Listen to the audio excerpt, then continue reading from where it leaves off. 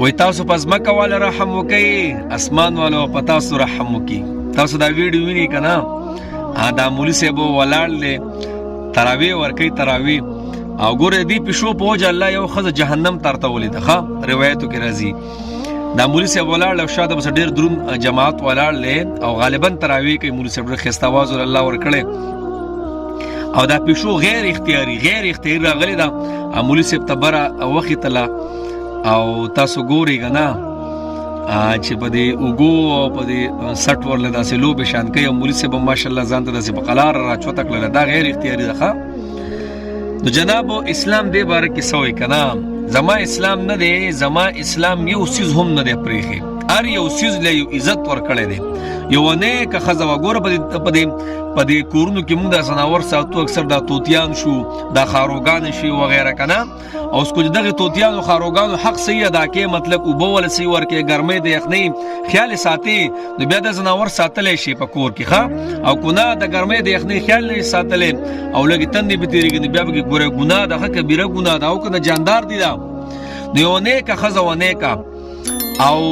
پښوی بند کړه، پښو په کوټه کې او داغه د وجه دغه پښول سره علم د ولګي تند د وجه نه ول سره علم مرګ ول را لاغه پښولا الله جل شانو بسچلو کو دغه خزه په جهنم تو غرزوله جهنم ته. ایو بدکار خزه او بدکار په لار روانه وا او یو سپه تګ سپیو او ډیر تګیو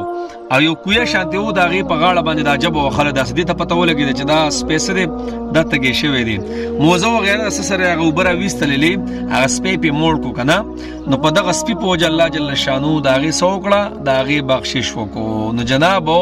د زناور نه اکثر د خلک بانګیان جنگي دا بانګیان کنه الله ډیره کبیره ګناه ده بکی. د دې زون چې خلک د شوق کوي د بانګیان او د سپوج اسپیجی جنگي دا غاړي مغاړي وغیرہ کنه، تاسو د دې خلکو به اخر خاتمو ګوري کنه، یا د دې د بچو ترتیب تاسو ګوري ډیر بغړ وډي ګوري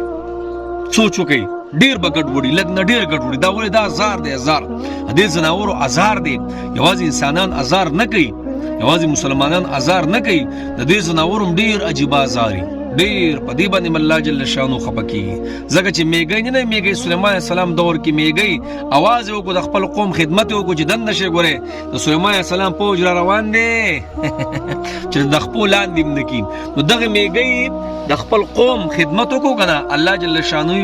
واقعي پس کې راوسته په قران کې راوسته. نو په کار یو وړو کې شان میګی دی، میګی څه حیثیت لري د مخلوق اعتبار سره، خو الله دغه واقعي راوغسته ولې د مخلوق خیر خوې پکې پرته و، د خپل مخلوق چلو کوم د خپل اهل او عیال خدمت کوم او د آفت نه بچ کړه. نو جناب کم کسان چې د بانګیان جنگي وغیرہ په زناورو باندې ظلمونه کوي بیا سپی جنگي، تاسو دغه خلکو اخر خاتمه وګور اکثر ته خطای